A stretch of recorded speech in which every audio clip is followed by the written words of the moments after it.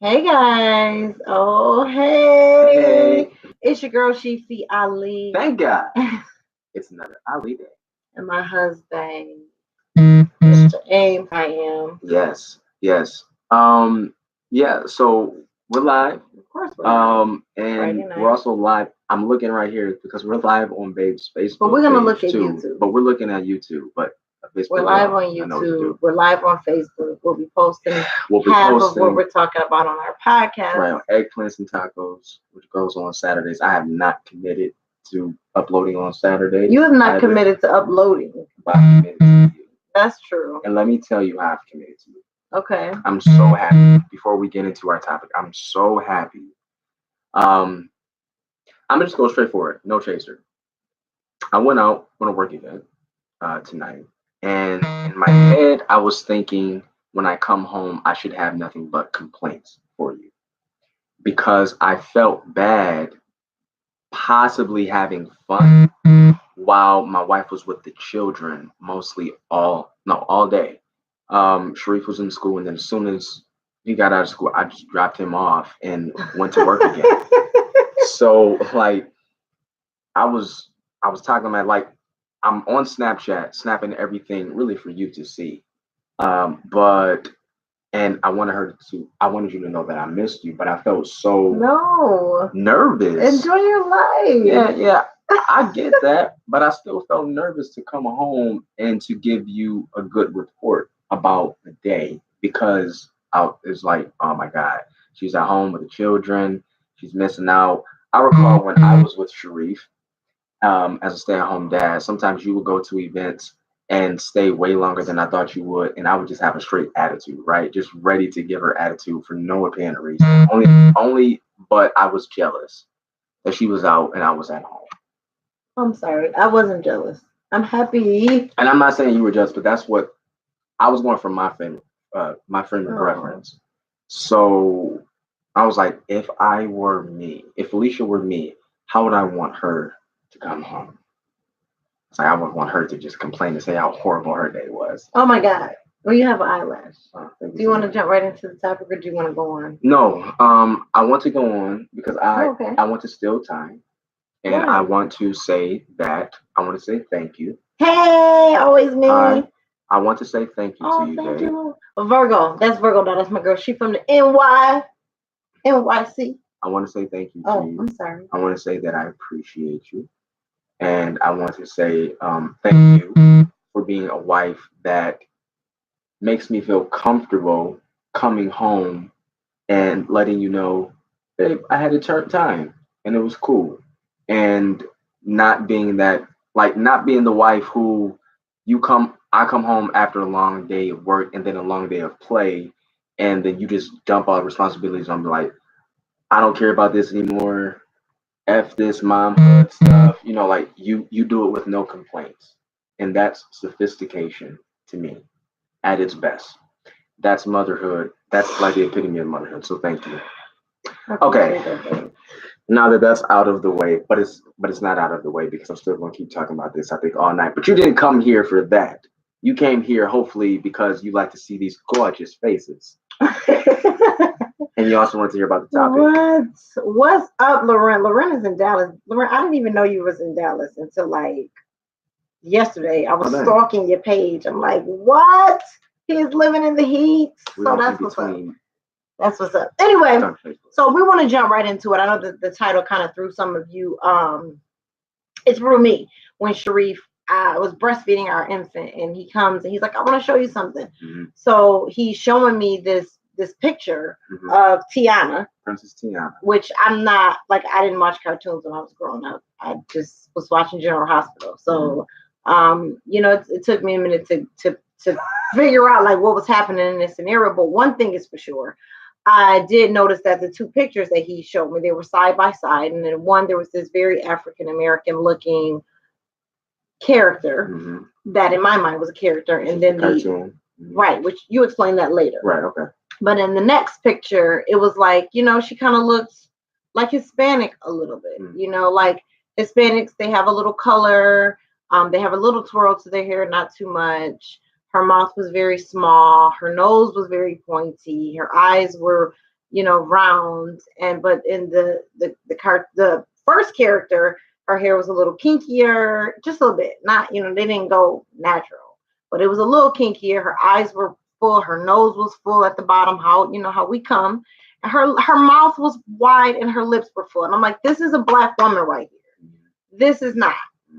She looked identical to the other characters. She just had a tinge of color. Mm-hmm. And I was like, what are you showing me? Because, like I said, I don't watch cartoons. And so then you said, go on, tell them about the cartoon versus. So I know. Hey, Mo. Oh, hey. Mo said, I love. She just sent me the sexiest video of herself. Antoinette said too, where have y'all been? I know. Antoinette, I miss you, girl. We'll explain that too. But let's finish this. But we're gonna talk to y'all. So to give you the brief history of it, what Felicia's talking about is Princess Tiana, the first black character on Disney. So what I showed her was a comparison on the Disney Tiana versus there's this new movie that's coming out in November called Ralph Breaks the Internet or something like that. And they show all of the princesses of Disney. Princess Tiana does not look like a black woman, like how she looked like in the cartoon. She, they tried the natural hair thing, but it was like full. She looked like she was mixed or Hispanic or something like that. She just didn't look black. That's my favorite movie, Princess and the Frog. Baby, you gotta read these after. Sorry. Yes. So my whole thing was, I was like, what? Like Disney, to me, they didn't get this right, yo. They did not get this right. You can see a clear difference. But you were telling me about between the arguments that were going on the internet. They first weren't satisfied with the first one. Right. Anyway. So first off, the issue with Princess Tiana in the cartoon, which is the first movie that came out, where she does look a little black. Where she does look black, is that they were like, yeah, she looks black, but she has relaxer in her hair, and her hair is pinned up, and that doesn't show that you are embracing the fullness of your African being in America. You know what I mean? So that was the issue at first, her relaxed hair. Now the issue is she doesn't look black enough, like in the whole package. Her, as Felicia was describing, nose is thin, lips are skinny, blah, blah, blah.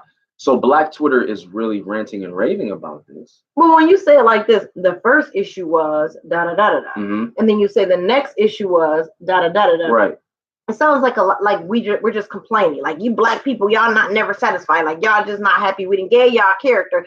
You gave us Black Panther, but you threw a mask on. That's all I see is his black eyes. And I didn't see any light-skinned black people either. There's this. Then you give us Princess Tiana and you make her Hispanic. Moana looks Indian. Right. You know, the mermaid, she's got red hair. She looks whatever red hair people are supposed to look like.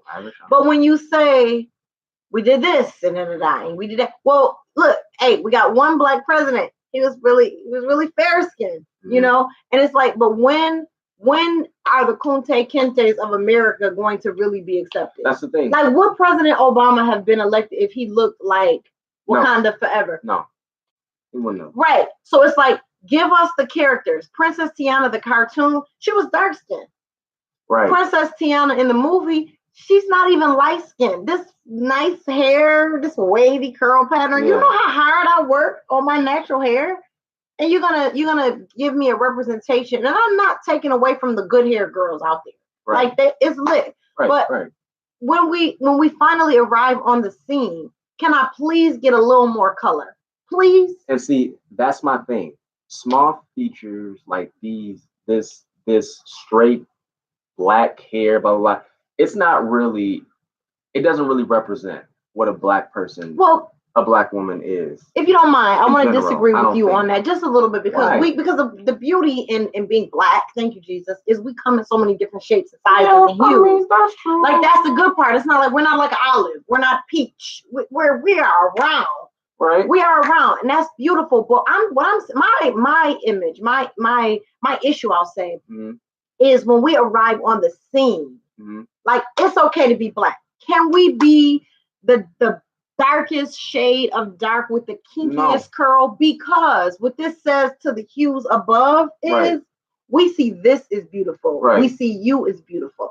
But when you take away what makes us strong, what makes us beautiful, what makes us queens and kings, it waters down who we are and what it's saying to those with fuller noses and fuller mouths and big lips. It's saying you're not good enough. Right. Here's my thing. I used to think this. This is what I used to think. I used to think if President Obama was even a shade darker, then first off, I don't think he would have been president. That's number one, and that's sad. Secondly, I don't think that the first black president of the United States could actually have been the president if he lived out the a real black life. Well, I mean, I know that sounds weird, right? But I know that sounds weird, but what I'm saying is, generally speaking, okay. Like if Barack was born in Buffalo, New York, on the East Side, I don't believe he would have been the president. I think that his Hawaii coming from a mixed family and all that, like that made him the perfect. Well, let's not forget his resume. The perfect candidate to be the first black president of the United States. Here's why I'm saying all this. I think that Barack could be the conduit to another black person possibly being a president in the future. Okay. Who is darker skinned. That's what I think. But I think you have to have the perfect Pollyanna person to represent black people first, to break the walls. And I'm over that. And that's I know, and I mean, but that's what it is. But this is where my frustration comes in. And you, my love, you have lived a fair skinned life. You know, I have not. Right. And it's like when I was little, I remember coloring on my cousin's face. I colored her face green because she was light skinned like you. And I felt away. I felt like I wasn't good enough. I felt like I wasn't pretty enough. I felt inferior to her fair skin. And, I know now that I'm a woman, I know that a lot of lighter skinned people have issues with that too. But there's always this light skin versus dark skin. That's true. Anyway, it's within colorism. Right. Yeah. Within our own culture, it's like, yikes. Right. And so for this princess, what it says to me, to Saya, is you are not good enough. Right. Like my daughter is obsessed with princesses right now. She loves princesses. I wanted to get her a princess comforter. Right. But everywhere you go, there's a white face. Right. I don't want her to think that you're not good enough because your face doesn't look like this. Right. And so finally, you guys give us a plateau to say, you've arrived. Although it's 90 white princesses, one Indian, one Hawaiian, whatever, and one black. You were here, but now you're going to change my features completely to make me look like them with a tan. Right, with a tan. The girl look Armenian. That's what she looked. She looked like Kim Kardashian. Right. And with a curl. Right. You know what I'm saying? Evelyn Lozada or somebody. And I'm like, no, I don't want Saya to see that. I want Saya to feel empowered walking in her African American self with her wide nose and her full lips and her big round eyes and her kinky curly hair. But I see all over Facebook and everything when people have babies, they do the picture of their kids' hair. And I'm not resentful. Your kids got good hair, to God be the glory. Right. But what about, how is that little girl feeling whose hair has a tighter curl? Mm-hmm. Because she doesn't have that wavy curl pattern. Would you feel that your daughter was beautiful if she had a tighter curl? Mm-hmm. But this is what they're saying to us. They're saying you're not enough. Right. And I'm frustrated and I'm tired of and for me, I've gotten past it. I grew up in Lackawanna. I grew up in a very diverse place where I didn't know about racism until I went to Kent High. I was like, oh, it's us versus them. I didn't know that. So I'm just kind of like, why though? Why does my child have to grow up in a time where Trump is saying, make America great again? Is America not great? Right. Why isn't it great? Right. Because if you really look at it, if you pull all the layers of skin off and you think about something that's important, we are crowning. Like, we're good at everything. African American people can do it. And you teach me one thing and I've learned and I've mastered it. And I think that sometimes we forget who we are as a people and we become inferior. But it's because America says you're not great, you're not wonderful, you're not enough, your hair is too nappy, your skin is too dark. Right. But they're constantly tanning, they're putting implants in their lips, putting them in their bottoms. Like they're doing this and we're still feeling like we're not enough. Right. But they're doing the very thing that it is to be like us. And I wish that African American people, Black people, whatever makes you feel comfortable, would take themselves out of the picture and watch. These people want to be what you don't want to be. But we don't. But it's because of the subtleties. That's my right.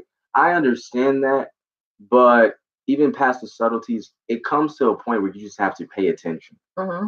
And as much as like mainstream America, white America, or what have you, paints this picture of what they want you to pay attention to in reference to a Black person, I really, really think that if Black people were to like, if we were to legit open our eyes and like for real rally for our rights of wanting to portray ourselves how we should be portrayed, then things would actually happen. Let me give you an example. Some of y'all may be upset about this. I don't care. This is my opinion. I think that mainstream America has really promoted Cardi B, right? Now, I like Cardi. I do. I like her authenticity. I like how she delivers herself because, again, it's authentic. But white America, I think, like that, a supremacist attitude really wants you to pay attention to her because they want you to glorify the ratchet. And they don't want you to really glorify Black excellence. Right. You know what I mean? And I'm not saying that Cardi doesn't have a form of Blackness. I mean, she's not Black. Yeah, like that's Black. First of all. Yeah, she's lying. Which that's a whole nother thing because like all races come from Black, but that's a whole nother thing. But anyway, my thing is like Black excellence, like true Black excellence, which is a man standing up for his woman, a woman standing up for a man, showing yourselves like just like honorable and just excellent, like whatever that embodies. Right. But you don't see that. You know what I'm saying? You don't see that. You have, and you know, I love the Kardashians, like you, but you like Nicki, in my opinion, straight Black, right? Travis has the #1 album, who is Kylie Jenner, who's a white girl, baby dad, right? So you have like this mixed couple that's pushing one another, but you have this single Black woman who's trying to push her stuff too. And people are like, oh, Travis got the first album and Nicki got second album. Like that to me, past the album sales, it just really shows again where America's mind is.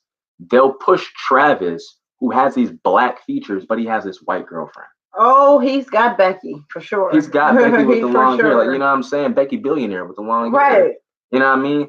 Right. And but like, so what are you saying? What I'm saying, so I'm saying a lot, but what I'm trying to hone in on is this. Again, if we were to pay attention and really stand up for ourselves, I think things would be different.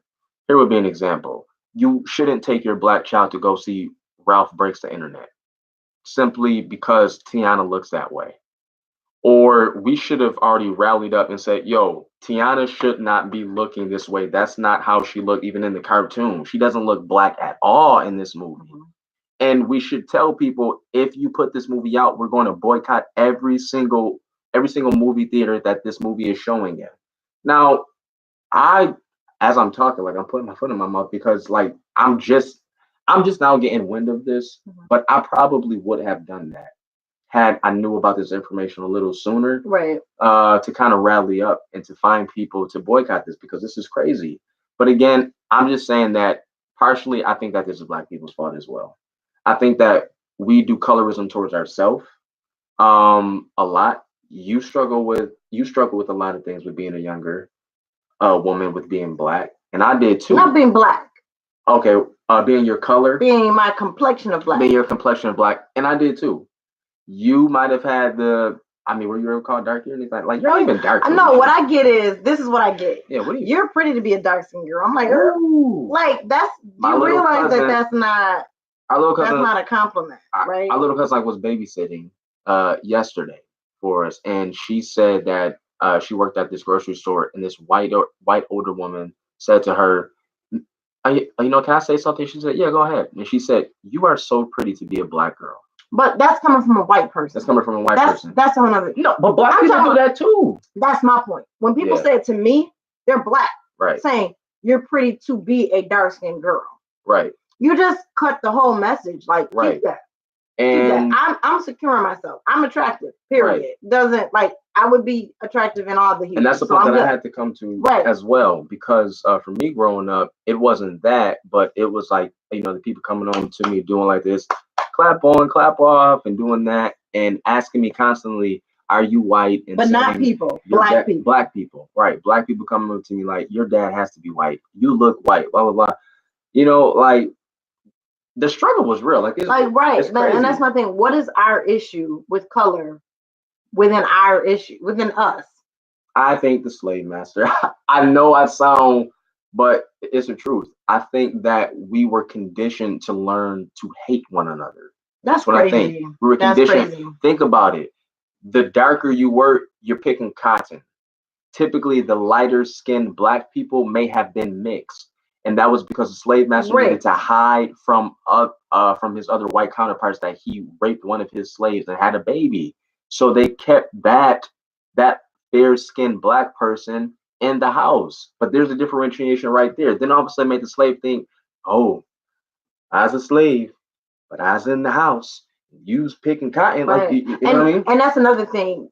Things get so distorted as time goes on. It's like what the meaning started off as and what the meaning becomes is never the same. Like, you were in the house because you were a secret. You were a rape baby. You're not great. You're like, you know, but somehow they had to go to sleep at night feeling secure. So it became, no, it's because of this, because I'm lighter, because I look more like them. Right. So you understand when you're a light-skinned person and you're saying like, I'm like, you're not, what you're really saying is, like, what? Like, what are you saying? And when, I don't know, I'm not, taking it back to the point, I'm not thrilled about the fact that this character that is supposed to be a representation of African Americans, I guess, arriving, doesn't look African American. That's my issue. I don't like the fact that on all of my son's Black Panther book, from his book bag to his lunchbox to his comforter, all you see is his eyes. This much of his eyes.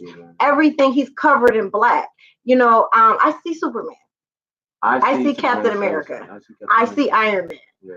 Iron Man, like he's an Iron Man, but I still see that he's a white. You know what I mean? And I'm like, I don't want my kids to hide from themselves. And I understand it comes from home. I understand trying to encourage your children and make your children feel secure. But there's a whole world out there saying you're not enough. Let me hide your black skin. Let me make alterations to your black features. And I'm really not feeling that. And I'm glad that you brought that to my attention.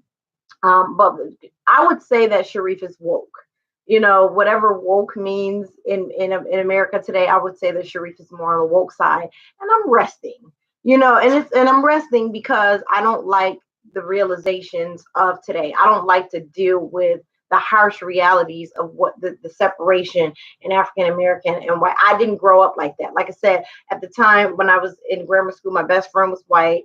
My best guy friend was Arabian, and the boy I was dating was Puerto Rican. So I'm not used to this difference. I just wasn't raised like that. Right. I slept at Amy's house just like I slept at LaQuadra's house. Like, it was just what it was. Right. So I was unaware. But you and Sam bring so much awareness to my senses that this is happening, this is real, and this is something that I need to be cognizant of to make sure that Saya is secure in herself. You'll take care of Shareef, I'm sure. Right. But I need to make sure that my daughter understands that you are worthwhile no matter what your hue of black is. You know, you're worthwhile not because you have a vagina or not because you don't, but because you are worthwhile. But I didn't get all that.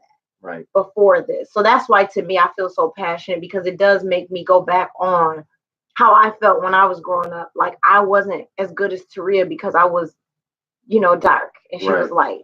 Right. You know what I mean? And it just separated us, and it's completely unnecessary, and it's a conversation that needs to be brought up in your households. That's crazy. I don't. Let's go to the comments and see what y'all have to say, okay? Because I know we haven't been talking to y'all yet. Wait, you go so fast. Well, we already saw those I didn't ones, see all baby. those, Elder. No, you were reading. I was talking. Sam said you already read that part. Yes, right there, I love to be black. That's my favorite movie. That's my favorite movie. Oh, Antoinette says, Lord have mercy. Sam says that's not black. Says small features, relaxed hair isn't the proper representation of a black person.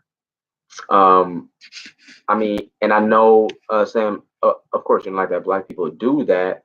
But you're wearing straight. No, let's talk about Kenneth Henderson.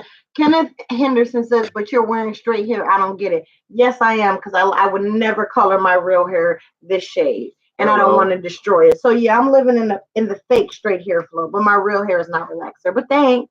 Right.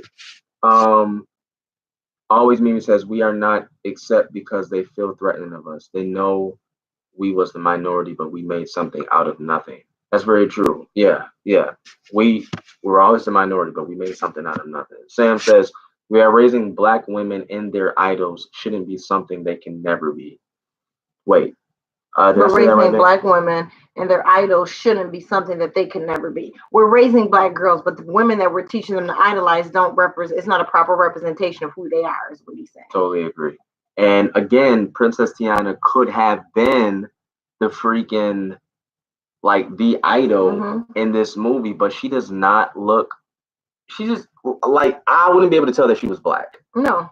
If I was looking at her, like, I just wouldn't. Virgo says white America wasn't threatened by Obama because of his skin and his white mama.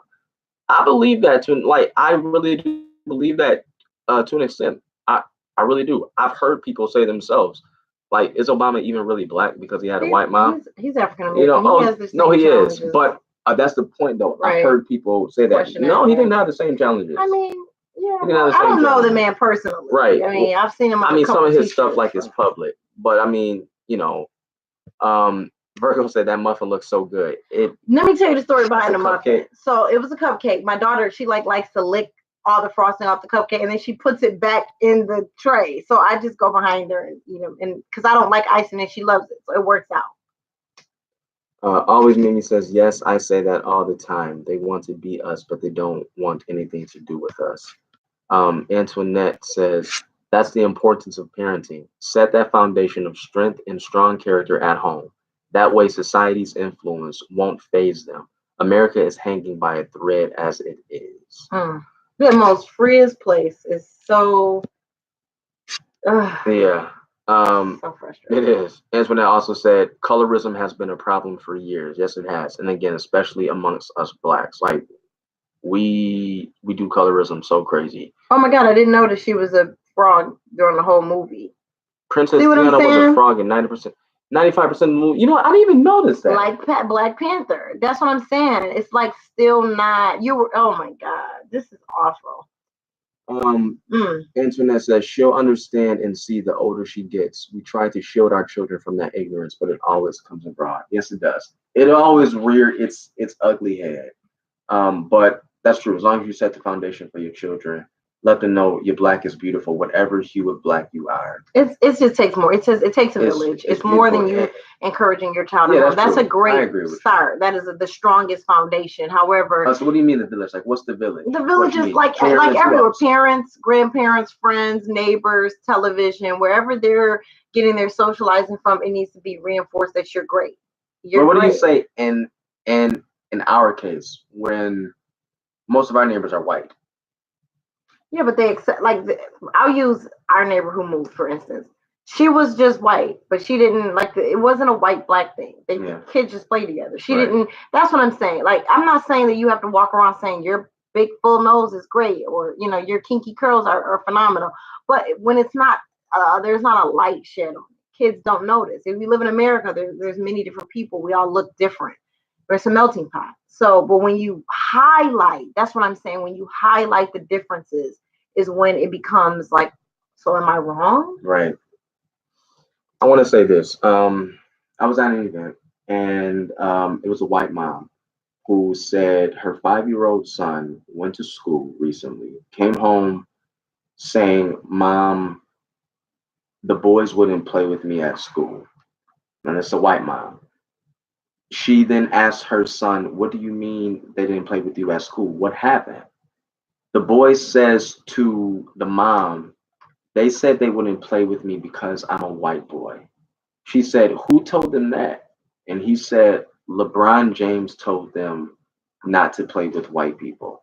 I don't know if LeBron James said that or not, but so I don't know if it was wrong or not, but my immediate reaction was like, whoa. So I said it. I said to her, now you know how we feel to an extent. Now you see how we I have feel. so many strong opinions about this whole situation. I think What? No. Say it. Like What? kids are kids. Yeah. Now, like, what? The whole "now you know how we feel" thing is, it's like you can't cut hate with hate. That wasn't hate though. I know it wasn't hate, but I'm just like, I'm generalizing. You can't want. I don't want a little white child to feel how a little black child may feel or may have felt, years ago. Right. I don't want anyone to feel segregated against or different. Y'all come from God. Right. We're God's children. Right. And that is beautiful.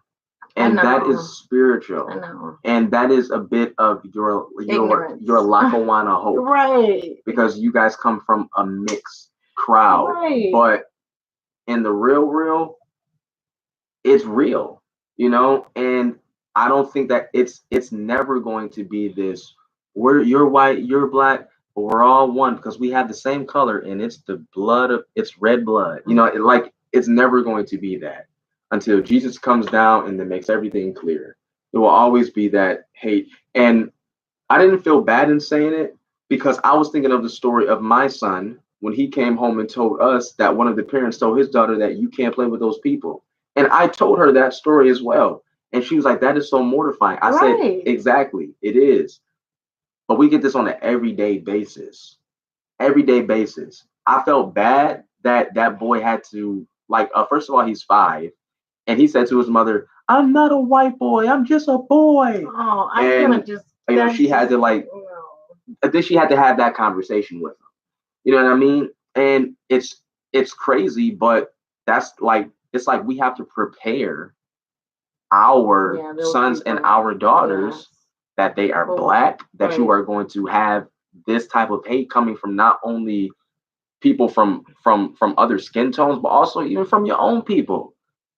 And might I say this, because I always segue to this, if you're rocking with us, especially as a black person, and you see what the Ollies are putting out, I hope that many of you who comment have been inspired in some way. And I thank y'all because y'all comments inspire us too. However, if you haven't hit that subscribe button, make sure you hit it and show your support, black. And look at someone flirting with your wife right in your face. It's attractive, period. Yeah. Sexy child, woman, beautiful. Face my fantasy. Yes, she is. She is. Ow. She so is. No, please flirt with her all day online because that just makes me feel good. You flirting with her makes me feel like you're flirting with me because I made that decision. She's my property, and thank you so much. And I don't want to hear any sexist talk or any women hear me roar stuff. That's my property, and I don't give up. So I signed the paper to say right.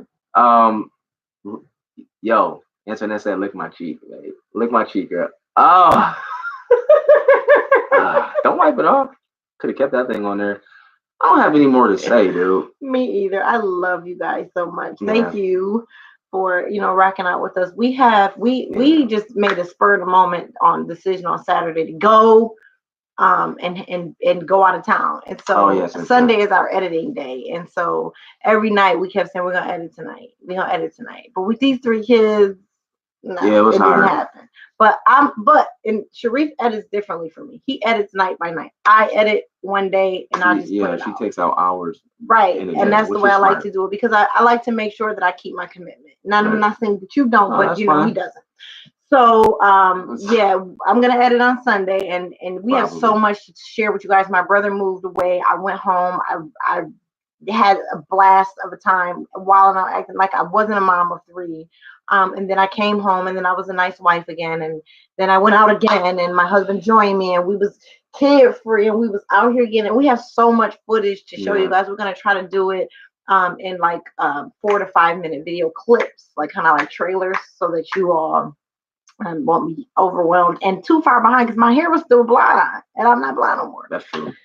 But anyway, that's what y'all to speed. When something seems bad, yo, turn it around and make something. Everything. Oh, make everything good. All right. Friday night, the babies asleep, y'all. Blessings. Blessings.